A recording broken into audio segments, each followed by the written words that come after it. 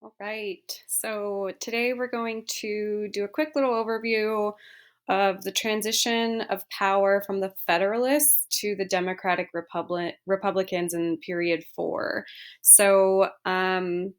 Period four is marked by the election of 1800 because this is the first time we move from kind of the strong central government power of the Federalists, represented by Washington and Adams, to a new political thought from to the Democratic Republicans with Jefferson.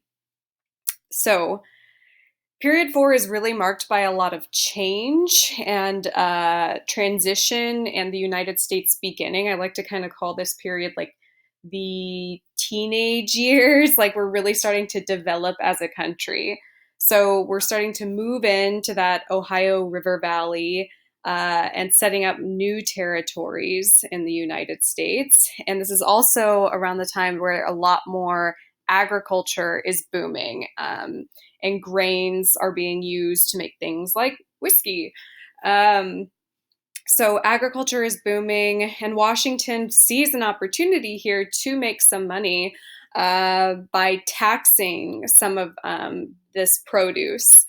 So that's what Washington did. They taxed the grain made to use whiskey. It was called a whiskey tax. And the farmers, like they did during Shays' Rebellion, rose up to fight against the tax. But this time, Washington shut it down real quick. And that's known as the Whiskey Rebellion. But the difference here being that the federal government was now strong enough and had a military power to shut down the farmers' rebellion. So this showed, again, not just the strength of the economy in agriculture, but also the strength of the national government as set forth by Washington. So some of the big changes in 10 years is that the US is growing fast and spreading out. Agriculture is a big moneymaker. So the American economy booms due to national bank funding, new businesses. So the National Bank is now also giving loans to support businesses. And there's also import taxes to protect new industries. Also, in 1794, Washington shuts down the Whiskey Rebellion and shows the national government is strong. So let's transition now. I'm kind of making a big leap and I'm skipping over all the problems with John Adams and his presidency, especially the Alien and Sedition Acts, which is really what fueled the fire of Jefferson against the Federalists. I mean, there was a few fires that Jefferson started with the Federalists, including one with Hamilton. But let's sort of see this transition from 1790 to 1800 when Jefferson comes to power. So some major things that happened were, as soon as he got into power, he got rid of a lot of the Federalists in positions of the cabinet, and he did not allow some judgeships to be honored, which results in a huge Supreme Court battle that actually did not turn in his favor, and we'll talk about that in just a second. But he basically gets rid of the Federalists in positions of power once he enters the White House. He does, however, even going back to 1790, he does decide to keep the National Bank. It was a compromise, the Denner Compromise that he made with Hamilton, that he would keep the National Bank in order to move the capital, Washington, D.C., near the Potomac, which bordered Virginia. So he figured, okay, well, the capital would be closer to the south, near his home, and now we're going to keep the National Bank. So that goes against his policy as a Democratic Republican and smaller government.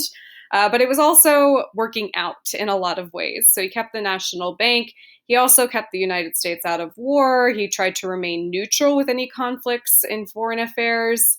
He cut taxes. He got rid of the debt in the United States at the time. So he is honoring his position as a Democratic Republican. He believed in smaller federal government, and he also believed in removing believed in removing the rival party, the Federalists, from positions of power.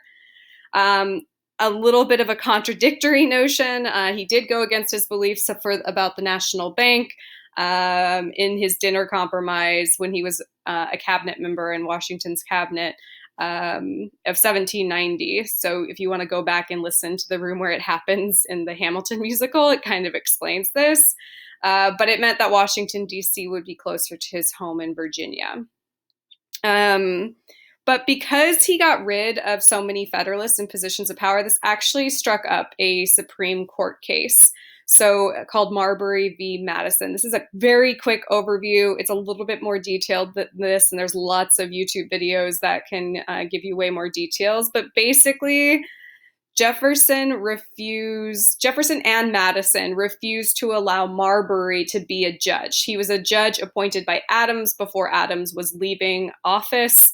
And then Jefferson and Madison refused to honor it, and so he sued. He took it to the Supreme Court, and Chief Justice John Marshall agreed with Jefferson and did not honor Marbury's judgeship, but basically because he felt it wasn't within the court's power. So by making that decision, he's interpreting the Constitution, which gave Justice Marshall more power to interpret the Constitution. This actually gave him the power of judicial review, which is very important to this case. So Marshall is actually a Federalist. He was appointed by Adams before he left the presidency.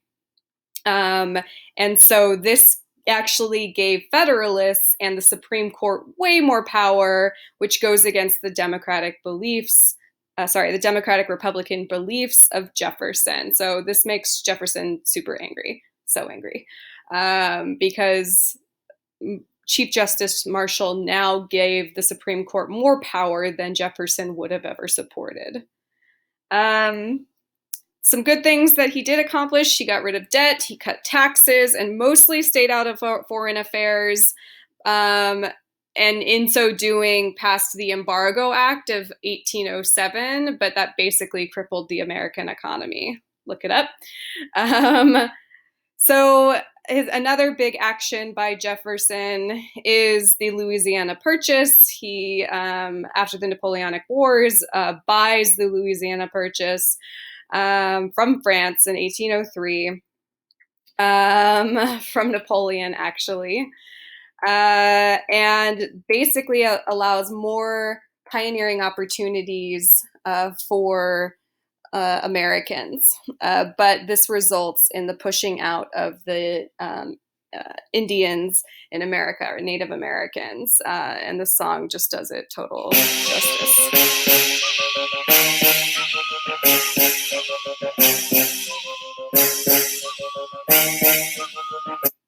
All right, probably going to get flagged for that one, but that's okay. So Louisiana Purchase happens. It's a land deal that doubled the size of the United States.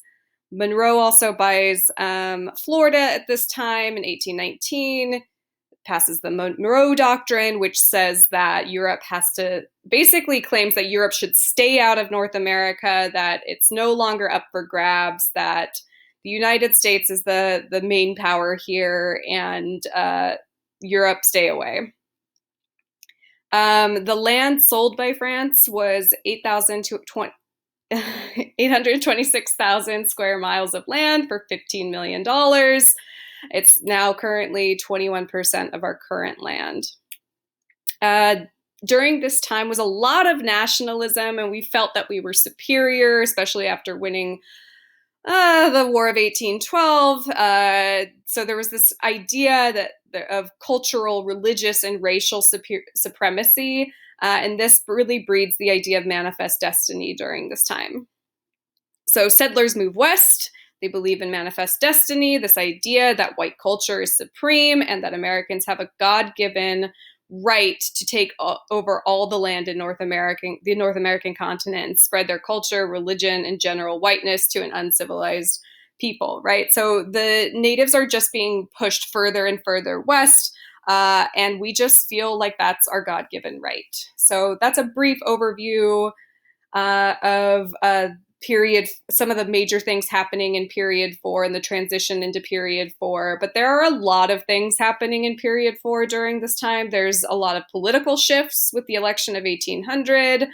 It's supposed to be more politics for the people, the farmers, especially when we get into the Jacksonian democracy.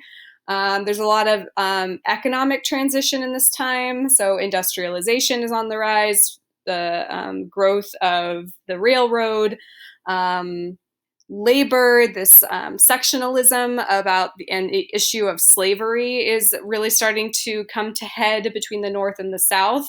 But we also have a lot of nationalism and fear of immigrants taking jobs in industrialized areas in the United States. Sectionalism really is mentioned in this period, but really comes to head in period 5 with the Civil War. But the thing that the DBQ I'm going to give you is about reform movement. So as the United States grows, we have this newfound independence and feeling, and that we want to all be a part of something. And so a lot of groups break out, reform movements break out during this time. We have the abolitionists, we have women's suffrage, the Second Great Awakening, temperance, so more religion for the people. And we also have these utopian communities that are on the rise, that there should be more peace and voting and democracy for all types of people. So we're going to get into that with the DBQ today. All right.